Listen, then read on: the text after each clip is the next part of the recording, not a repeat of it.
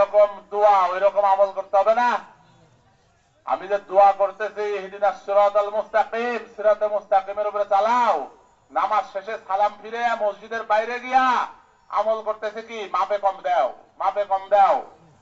মসজিদ থেকে বের হইয়া ঘুষ খাও, সুদ খাও, মিথ্যা বলো, চুরি করো,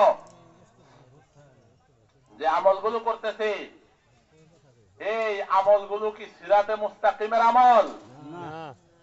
তরসম নারাসি বকাবায় আরাবি কি রাহকে তুমি রবি বতুর্কিস্তানাত, ও বেদুইন আমি ভয় পাই তুমি কাবা পর্যন্ত পৌঁছতে পারবা না। তুমি যেই রাস্তায় চলা ধরছো, হাঁটা ধরছো, এই রাস্তা তুর্কিস্তানের রাস্তা। এই রাস্তা কোথায় নিবে? এই রাস্তা নিবে তুর্কিতে। তুমি হাঁটতেছো ইউরোপ আমেরিকার দিকে, পশ্চিমের দিকে। তুমি হাঁটতেছো বেহায়াইয়ের দিকে, তুমি হাঁটতেছো দুনিয়াবি জাকজমকের দিকে, আর তুমি হাঁটতেছো আল্লাহ সুবহানাহু ওয়া তাআলা নাফরমানি, নাপাকি আর নোংরামির দিকে। আর তুমি ইহদিনাস সিরাতাল মুস্তাকিম যাইতেছো। সিরাতে মুস্তাকিম যে ইসলামী মুআশারা, নবীর যে জিন্দেগি, যে মুআমালা, যে আখলাক, এইটার মধ্যে কি আছে? এটার মধ্যে সত্য আছে, মিথ্যা নাই। সিলমান কতাক, যে সম্পর্ক ছিন্ন করে তার সাথে জুড়ো।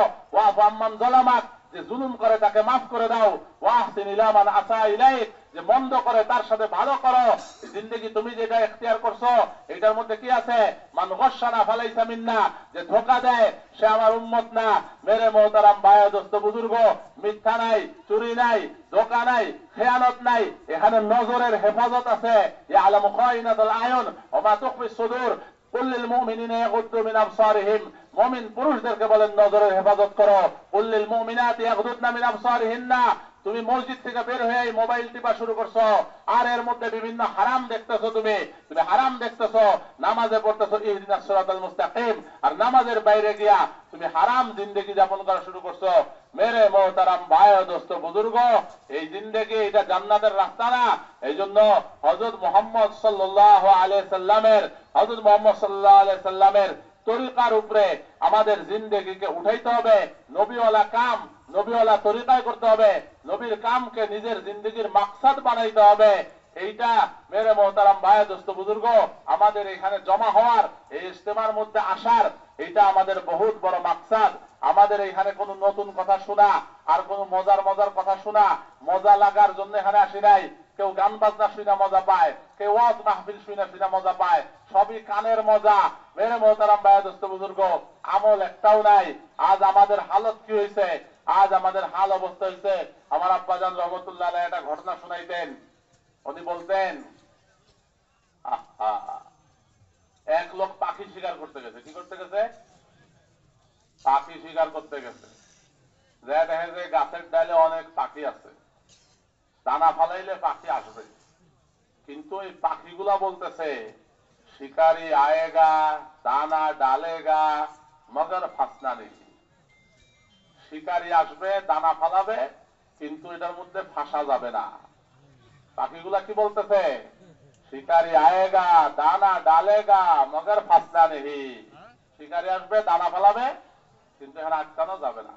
ও পাখির কথা শুই না থাইমা গেছে, যে তেল তো পাখি যাই না ফেলছে। পাখিগুলো তো জেনে গেছে, অবগত হয়ে গেছে আমি কি করব, তাহলে এখন দানা ফালাইলে তো আর ওরা আসবে না। দানা ফালানোর কি দরকার নাই। ফিরে গেছে।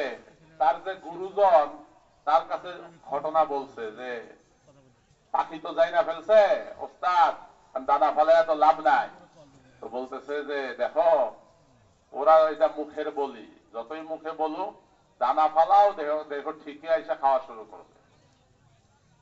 মুখের বলি যে দানা ফলাইছে, দেখে শিকারি আয়েগা, দানা ডালেগা, মগর ফাসনা নেই, বলতে বলতে এসে সব দানার উপরে বসছে। বা যেই জাল ফলে সব তীরে ধরছে, তো তখন জালের ভিতর থেকেও বলতেছে শিকারি আয়েগা, দানা ডালেগা, মগর ফাসনা নেই।